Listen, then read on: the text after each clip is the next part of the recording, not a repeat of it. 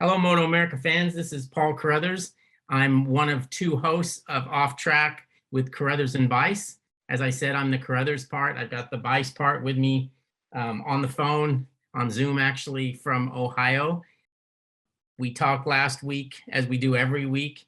I don't know what number we're even up to anymore, Sean. I think it's 207 or 6 or something like that. But we've done a hell of a lot of these podcasts, and it's always enjoyable. And it's kind of what I was just talking to our guest here a second ago, and that's Max Flinders, one of our Superbike racers. And we were just talking about, he was asking me if I'd come down yet from the end of the season racing action. And it's funny because it was like when I left Barber and got home, I was like, oh, man, I'm done. I'm beat up. I'm just tired of it. And now I kind of miss it already. So it doesn't take long. You know, once you've got that motorcycle racing bug, it's impossible to get rid of. And I'm sure that's what our guest will tell us here pretty soon. But how's things with you, Sean? Yeah, good. I'm feeling the same way. I mean, yeah, we had that little bit of time off, and it takes a couple days to recover from what we do. I mean, it's obviously a labor of love, but you know, we work long hours on those weekends starting on Thursday through basically late Sunday night, and you get home and you and I have identified the fact that it feels like it's jet lag, but it's really not. It's something else. It's lag fatigue or whatever. But yeah, after And old age. Yeah, I think that's part of it too. Although our 20-something guys on our team also seem to be out of it a little bit for a couple days too. So I was just gonna say that I don't think it's age when I see what it does to those kids, you know. Yeah, for sure. But no, and it's amazing. I mean, the season goes quick, and then when it's over, it's like, yeah, and it won't be long. I mean, we'll be back around. I know we're on the verge of announcing our season next year. I'm not going to say anything about it, but obviously some things will be similar to last year, including the way that we began. So we'll be beginning a little bit early this year, and I'm excited to have this guest on because you talked about, I think, yeah, we're up to 200 and some, 4, 5, 6, 7, something like that. And I look back and realize, man, as much as present as this guy is in the paddock, we haven't had him on this podcast since I think the third one we've done. It's been like 3 years. So we lean on the guy so much for other things in the paddock. And whenever there's a holiday, it seems like somebody gets in touch with him and says, hey, can you do some kind of a tribute type thing? But I'm glad to have him on here because we can talk to him about this season and some other stuff. So it's good that we're going to do this today. Yeah, and then I had a neighbor was asking me too. It's funny because it kind of relates to what we were talking about, but he's like, oh, it's your off season. I bet it's probably easy and blah, blah, blah. But I find the off season more difficult, if that makes sense, because we instead of just content falling in your lap all year, it's like we've got you got to strain to come up with content on a daily basis from a series that's not racing, you know? Absolutely. Yeah, it's definitely that way. I mean, trying to generate information out there and see what the guys are doing. And I mean, we've got obviously a lot of team and rider announcements for this coming year that we haven't come out yet, or you know, that'll be coming. But then there's definitely a time period where we have to generate a lot of stuff.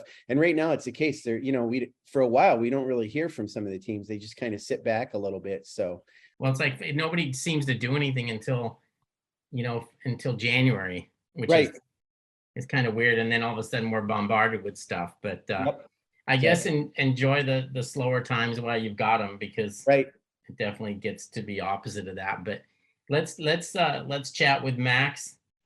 Max has been, it's funny because I started looking at point standings and going back and I'm going back and I'm going back and I'm like, damn, when did this guy start? And he actually started in the beginning with us. Yes, he did. It was Super Stock 1000. And then every year since then, he's been Superbike.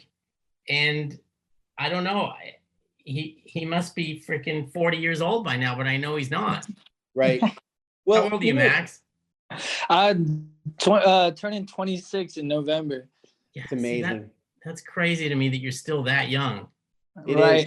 I was in the Superbike class. I think I was the youngest Superbike rider when I was 18 or 19 or something like that. It was pretty crazy. I remember that very first test that we had at COTA too, Max. I remember I didn't really know you, although you did race some super sport, I'm pretty sure, prior to the MotoAmerica era. But I remember at COTA seeing you, and you were out there in every session, and I didn't know a lot about you then. But yeah, you've been with us since the beginning. You're an OG, as they say. Yeah, I guess. I think Nicole still has the video. I think I completed the first ever lap under like MotoAmerica. Like we were the first session out and it was raining, and I was like, that. I gotta figure this out. So I went out and like I did the first ever lap for MotoAmerica, and I was like, oh, that's pretty cool. I remember thinking, who's that idiot? Dude, it was bad out there too. I probably shouldn't have done that, but you know, I was young and dumb. So Yeah, well, we always need a guinea pig, right? Right, exactly. Well, the thing that amazes me is, Sean, is the fact that this guy, he comes in and he wants nothing to do with anything other than Superbike. So he goes to the Premier. He could have raced Junior Cup. He could have raced. I mean, he could have raced in any of our classes because he was eligible to race in any of our classes. But I got to give him credit because he wants to be a Superbike racer, and God darn it, he's going to be a Superbike racer, and he basically always has, it's pretty damn cool. It's very cool. Yeah, I mean, it's great. And I think some of it, I mean, Max, I've always known you to be fairly tall, although you've probably grown in the time you've been with us, but I think you were pretty tall to begin with. But isn't it true that you did a little bit of super sport racing in AMA Pro Racing before we started? Yeah, I mean, the year before it turned to MotoAmerica in AMA, I was doing the 600 super sport, and I was doing all right. I mean, I was competing. It was my first like year pro. It was like my first year on a 600. I was like, oh, this is awesome. I mean, I was doing pretty well. I mean, I remember one race in New Jersey, it was raining, and I think I climbed all the way up to 8th, and I was like right behind, I think, Valentin de Bies. And I was like, oh, sweet. So I was doing pretty good. But after that year, my dad was just like, yo, I don't have any more money. And I was like, oh, okay. And he's like, you need to either find a team or you need to go get a job. And I was like, okay, let's see what I can do. And then luckily that, you know, the team kind of fell in my lap, and they were going to go do the Harley XR 1200 racing first. But then when MotoAmerica came around, they were like, okay, that's going to be out now. And we're like, oh, so what are we going to do? And then the team owner just wanted me out on an American bike. And the only American bike was the EBR. So he was like, all right, let's do the EBR and the stock 1000s. I was like, I wasn't even used to the 600 yet. I just got off of a Milwaukee, and now I'm getting on like a freaking 1198 EBR. That was the most torquey thing I've ever ridden in my life. So it was pretty crazy. I didn't even remember you. So when you were at that test at COTA, you were on an EBR? Yeah. Yeah, man. Yamaha. I did not know that. Okay. Yeah. Yeah, I mean, the EBR was the first one, but like the first race at COTA, I think the first race was in the rain, and I was chasing down, I think it was Elena Myers. She was doing excellent in the rain. I just caught her, passed her, and I was running real good. And then I just went into, I think, the fast back section and high-sided to the moon. And you know how like the fuel tank is in the frame on the EBR and the airbox is the tank? Well, the airbox just absolutely like obliterated. It was in 20 million pieces, and we were like, oh, that's not good. So luckily an EBR dealership in, COTA, they gave me an airbox, and then the next day EBR shut down and like went bankrupt. So yeah, and that bike was yellow too, right? Bright yellow, yeah. Yeah, that's where. Yeah, I didn't even know for 4 years after that you weren't still on the Buell. Right. and were you at that time already associated with Tim Ivanhoe? I always call him Ivan Timho in my head. I don't know why. But Tim sounds Ivanhoe, like a pirate name. Yeah, doesn't it? Well, he looks like a pirate. So what are you gonna do? Right? But were you associated with him way back then as well? Actually, yeah, when I was racing with USGPRU before AMA, and then when I came to AMA, I always knew Tim because we were both in Louisiana. So we went to a lot of the close racetracks together. And me and him actually took our race school together when I was 12 and he was a lot older. So That's a good way to put it. yeah. So we actually met then, and then like since we did the race school together, every time I saw him, I was just like, "What's up? Hey, how you doing?" Da, da, da. And then we became like race friends almost. And then like I said, 1 year in AMA, they one of their XR 1200 riders couldn't compete, so they asked me if I ride because Tim knew me. He's like, "Hey, this team needs a rider," and I was like, yeah, for sure. I think I did better than he did that whole season on my first time on a 1200, and I was like, oh, and then that's how I kind of got my job. It was a good interview for sure. And also, Max, tell people, I don't remember if the last time, and it's been so long, we can repeat it anyway, but I don't recall if we did or not mention, but tell people, I don't know if people really understand the origin of why your bike is yellow. So tell that story. It's an awesome.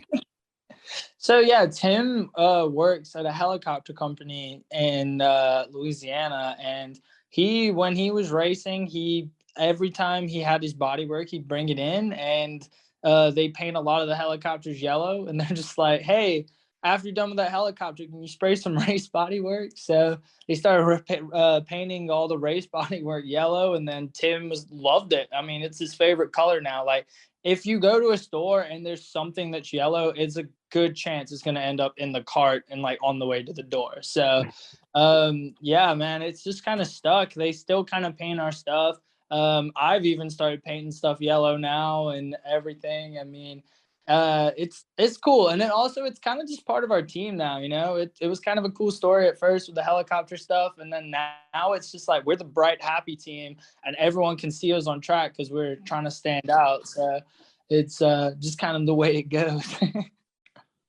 Well, it definitely works because that bike, we can see it no matter where you are. Yeah, definitely. So I looked at these results. I think your best year, it's not really fair to say that that's your best year because everything's just gotten there's so many more fast guys now than there were back when you were finishing like 12th in the championship or 13th in the championship. What do you, when you look back at it, the year you just had, how does that rank? Because it was by far the most competitive season of Superbike racing that we've had in MotoAmerica. And as I just said, there's a ton of fast guys, so you can't really compare it to 2018 or even 2019. You got to compare it to now. Do you still feel like I mean, it's obviously, to me, watching you on the track, you're improving and you're faster, but that doesn't necessarily show in the point standings, is my point. Yeah, no, Max, I'm going to interrupt you for a minute. Sorry, I got to jump in just for a second. Paul, I'm going to answer this partially for Max, and I'm going to see if I can predict this. Okay. I'm going to say that this was absolutely Max's best year ever because I think he went the fastest he's ever gone this year. Max, what say you? Yeah, actually, you did kind of read my mind. I mean, yeah, I always kind of judge my times and everything from the previous years. This year, I've been nearly a second or more faster than at every track.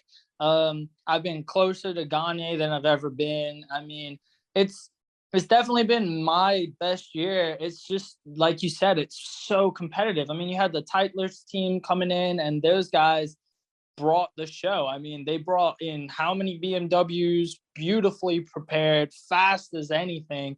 They brought those in. We had a lot of teams just come in. Hayden Gillum came in full time, and back when he was racing with JD Beach, he's an excellent rider. He sticks his elbows out, leaves it all on the track. So when I saw it all lining up, I mean, this is the most Superbikes we've ever had. I've been the fastest I've ever been, but yeah, man, it's just a really tight competitive class out there. I mean, this year I would gain, 0.5 of a second and move up like 4 spots. In 2018, if I gained 0.5 of a second, I was sat exactly where I was before I gained the time. So it's definitely way closer this year, more competitive. But then again, the racing's just been really, really good this year. I've had an absolute blast. Well, this year you've actually, not that you haven't in past years, but like you said, there's more competitive guys. There's a deeper field. You probably find yourself in races more often than in other races. Am I right? I mean, as far as battling? Yeah, for sure. I mean, I've been in constant battles. I've been with Corey Alexander a bit, Travis Wyman. I've been battling with Brandon Posh. I mean, there's definitely all those people around you, and like it pushes you even more. I mean, when you're on track and you're in a race and you've got like 2 seconds to the guy in front of you because he's flying, and then the guys behind you are like a second back, you're kind of in that no man's land, and it's hard to push yourself there because, you know, like, you can't see the guy in front, you've got no threat from behind, you start overthinking, you start riding differently. But when you're in a battle, all you're thinking is, how am I going to get by this guy? Am I faster than this guy?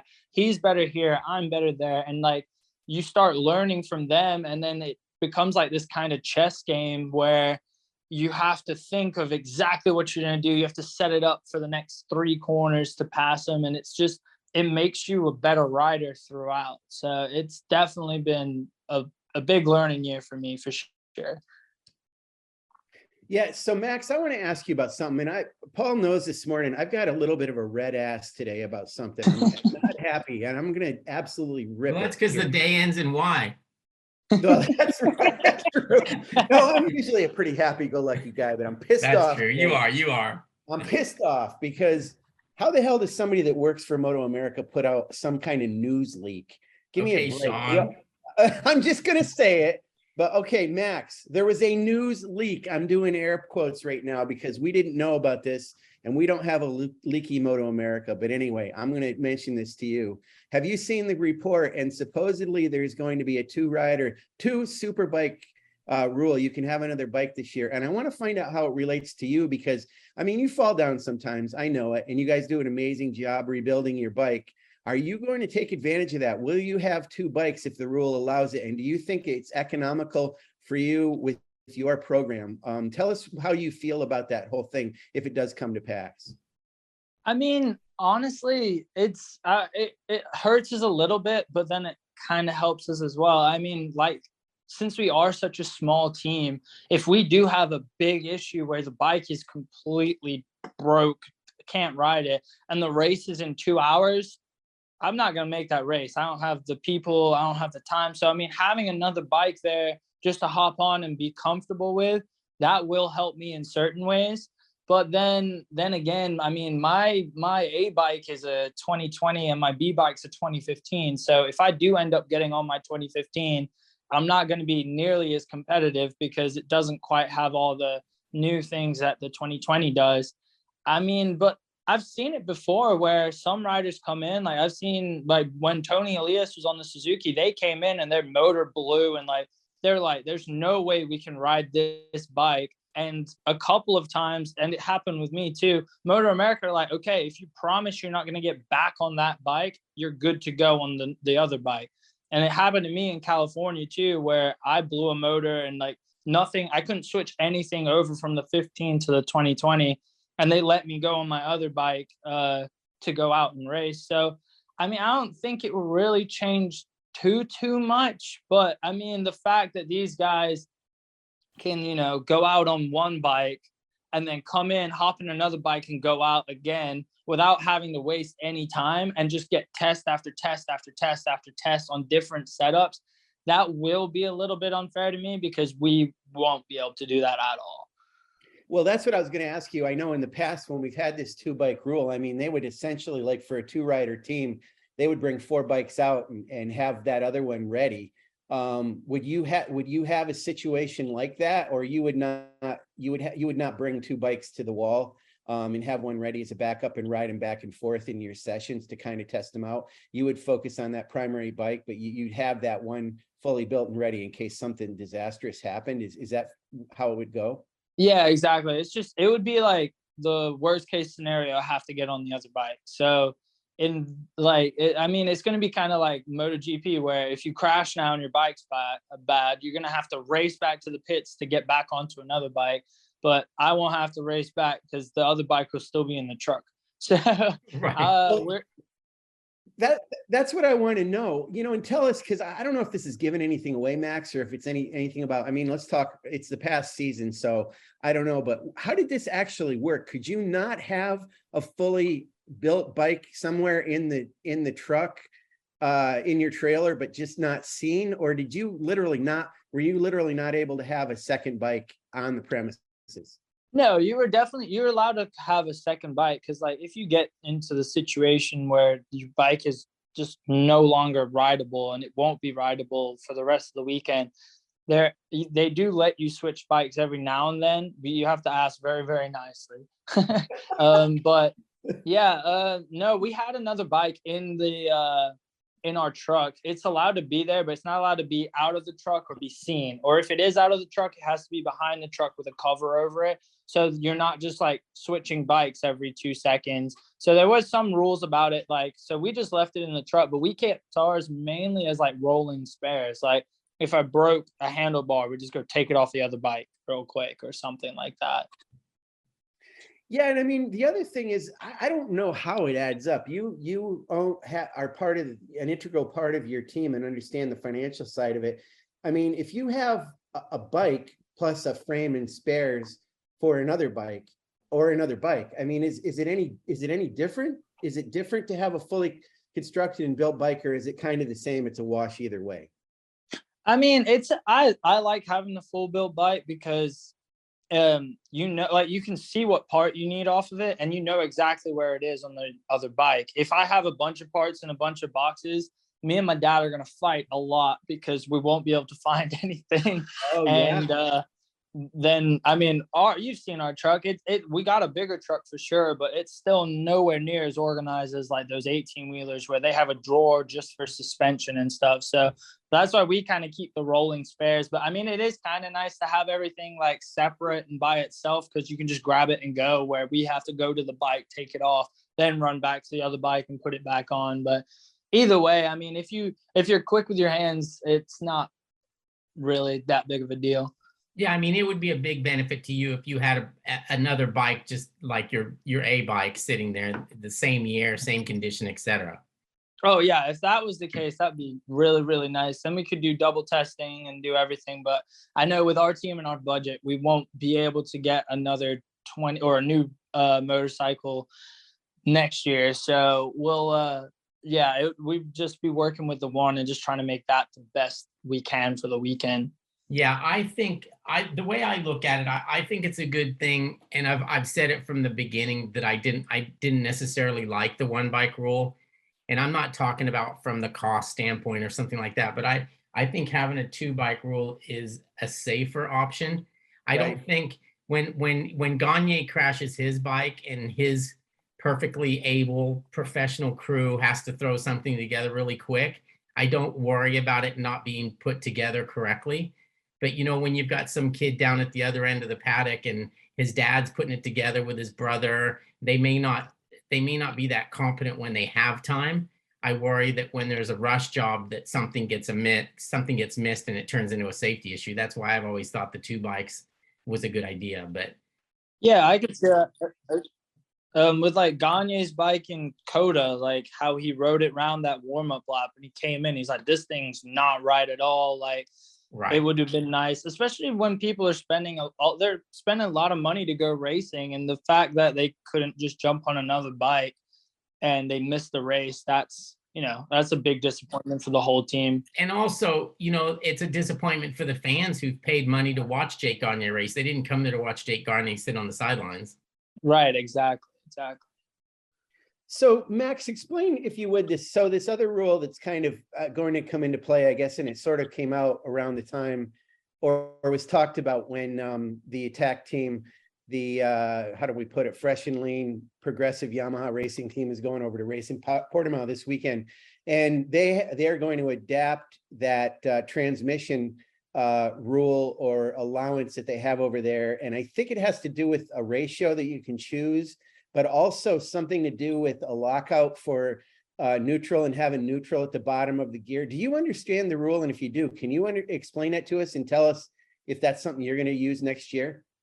I sure hope so. I mean, I'd love that rule. I mean, you've seen it a lot this year. I mean, I crashed in Brainerd because of a false neutral. Cam Peterson went flying off the track at the Ridge because of a false neutral.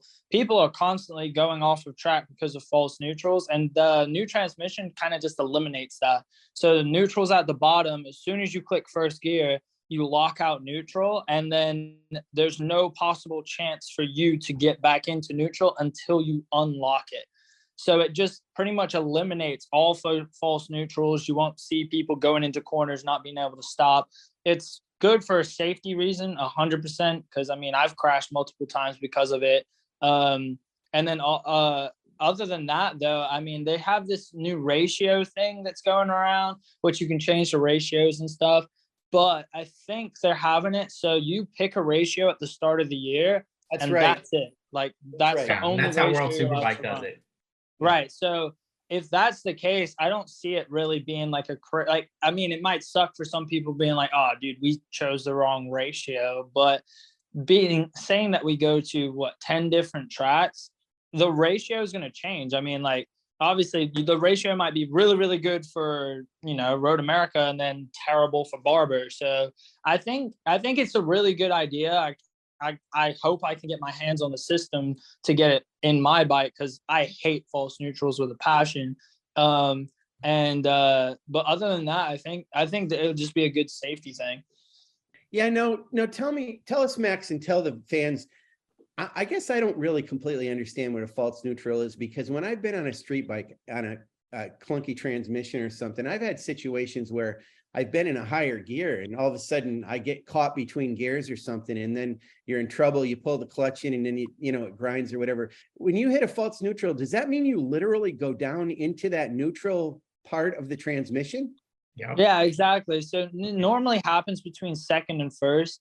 The Yamaha, the first couple years, had an awful time with it. Like, if you tried to go from second to first, it would just go into neutral every time, to the point that the Westby team, I don't know if Attack Yamaha did, but like me and Westby, we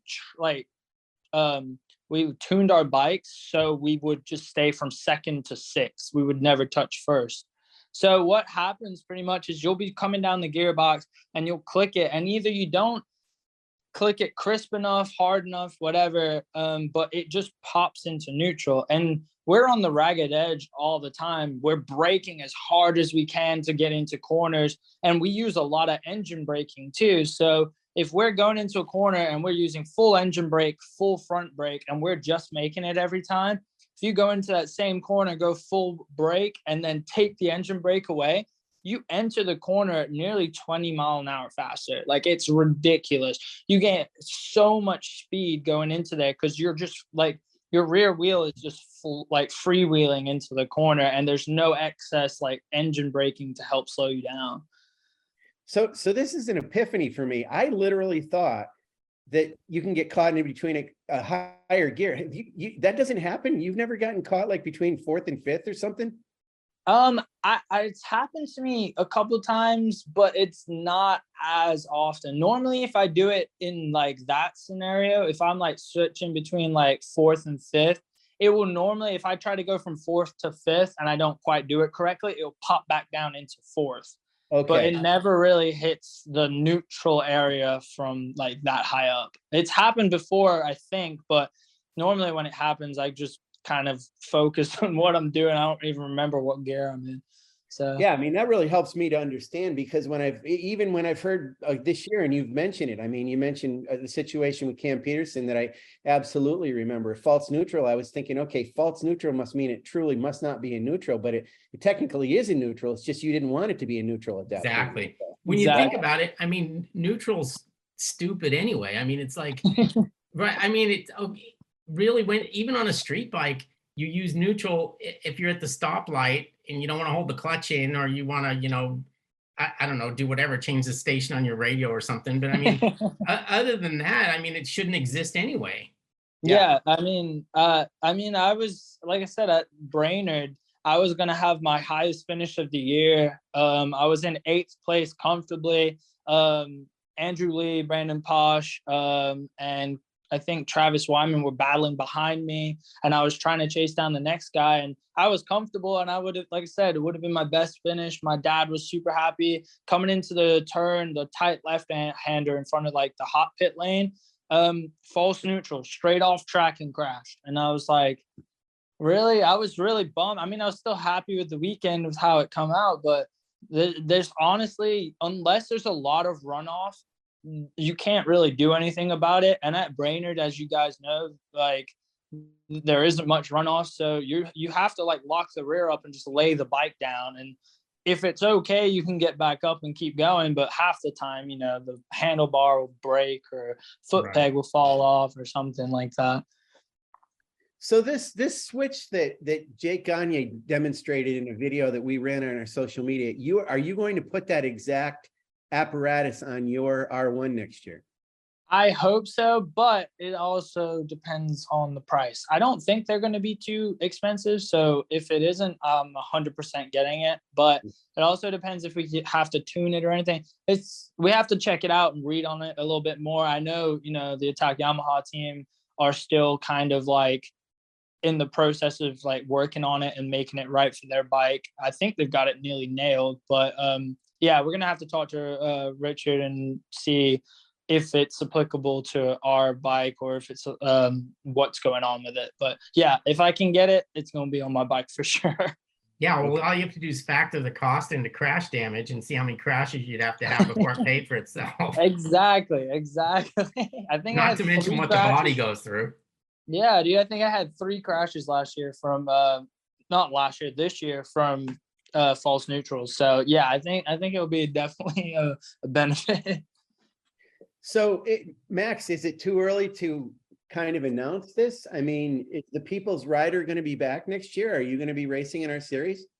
I sure hope so. I mean, I've been telling everyone I have to figure out my health insurance. I turned 26 in November, and luckily my dad kept me on his health insurance this long, but I'm getting kicked off November 9th, and I got to figure that out, because without health insurance, if I mess myself up, go to the hospital, I'm gonna be in debt for the rest of my life. So if I can get that figured out, there'll definitely be a yellow bike out there. But then also, I mean, I've been talking, some other teams have been talking with me and everything. So I don't know. I have no idea what's going to happen next year, but I hope I'm out there for sure. Does it make sense from a cost standpoint to do one of those rides where basically that somebody, whether it's a David Anthony or somebody along those lines, I don't know how cost effective it is to doing a program like that where they basically haul all your stuff and you use their shop or their truck and everything once you're at the event. Does that work out to be a better deal than what you do by going it alone?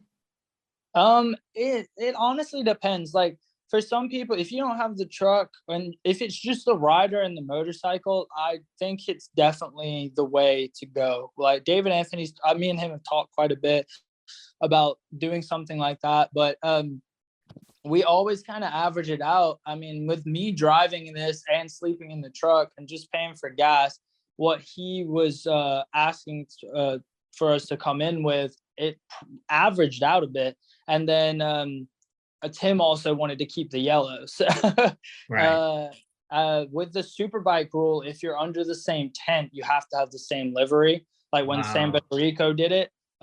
So we would have to go with the Fly Racing, which, I mean, the bike looks great, but with it being about the same cost as what we're doing now, and the fact that we get to keep the yellow, that was always kind of our decision to go that way. Yeah, it makes sense.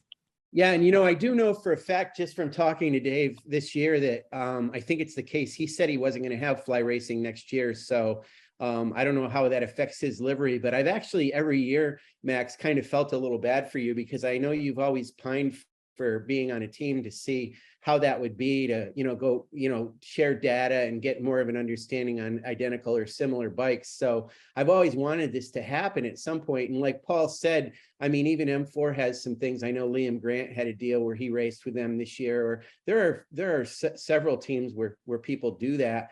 I mean, you think about even Disrupt Racing, you know, they've got Hayden Gillum, but, you know, they may want to have another rider. It seems like there's some riders out there or teams out there that might want to have another rider. So maybe there's an opportunity, but I hear where you're at with Yellow, and you have such an iconic sort of signature and brand there. I mean, you know, I know that you know this, but you're one of our most popular riders on our social media and everything else. I mean, every time we put something out with you, it goes crazy. So you got much love in there, but sometimes that much love doesn't really pay the bills all the time. So yeah, that's how me and my dad talk a lot. It's like dad's always like, it's good being the friendliest team in the paddock, but like we need some more results, because that's what's gonna pay the bills, get me on a better team, and do that kind of stuff. So I'm glad that I've kind of built this fan base that hopefully will stick with me no matter where I go. Hopefully they don't just all love yellow, and if I switch to a different color, they'll hate me.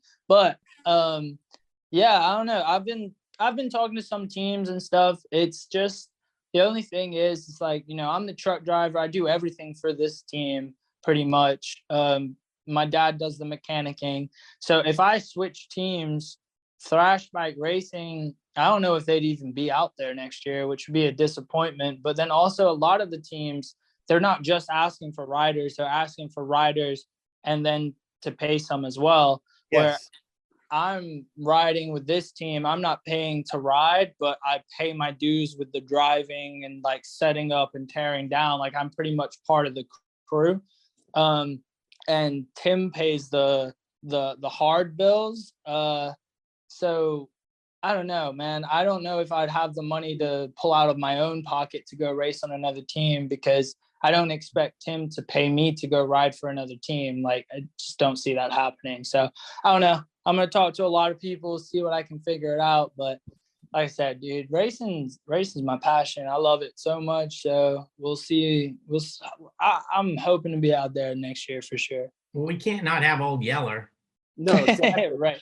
Exactly. And, you know, Max, I mean, there are some riders from time to time, this may be against your philosophy. I know several riders don't want to do it this way, but, you know, there's crowdfunding type stuff too. Is that just something you don't feel is fair to foist upon your fans, or I mean, I have quite a few fans that we've been doing donations through t-shirts at the last couple rounds, where like, you know, if you donate $20 to the team, you get a t-shirt and do like that kind of stuff. But like a lot of people say, you know, the GoFundMe and stuff. I've just never, you know, I'm living my dream. I don't have any issues in my life. I'm just racing a motorcycle and having a great time. And like the GoFundMe thing, I'd rather, if I was doing a GoFundMe, I'd want to do it for someone who actually like is in need, you know, like if someone can't pay their hospital bills, I'd do a GoFundMe for them, because, you know, they need that money to get them through. Where if people gave their money to me, you know, besides a sponsor, like if a sponsor wanted to, you know, sponsor the team, that's completely fine. But like just my fans who are normal people, like just giving me $20 out their pocket to help me keep racing, I just never really saw that as a good way to go, if that makes sense. That's the best thing I've heard all week, Max. No, seriously, I honestly get mad when people do that. Like, you know, hey, I want a new bicycle, right? But if I don't have the money to get a bicycle, I'm gonna have to save up and buy a bicycle. I can't go. I'm not going to do a GoFundMe to buy me a new bicycle when there's a kid that's dying of cancer that needs the money. Right, exactly. And like, if you're going to donate to GoFundMe, I want you to help somebody that actually needs help. Like, right. I don't need a new bicycle. Right. Yeah, I want one, but there's no need. Right. Yeah. All right. Yeah, we're good with that then. That's exactly right.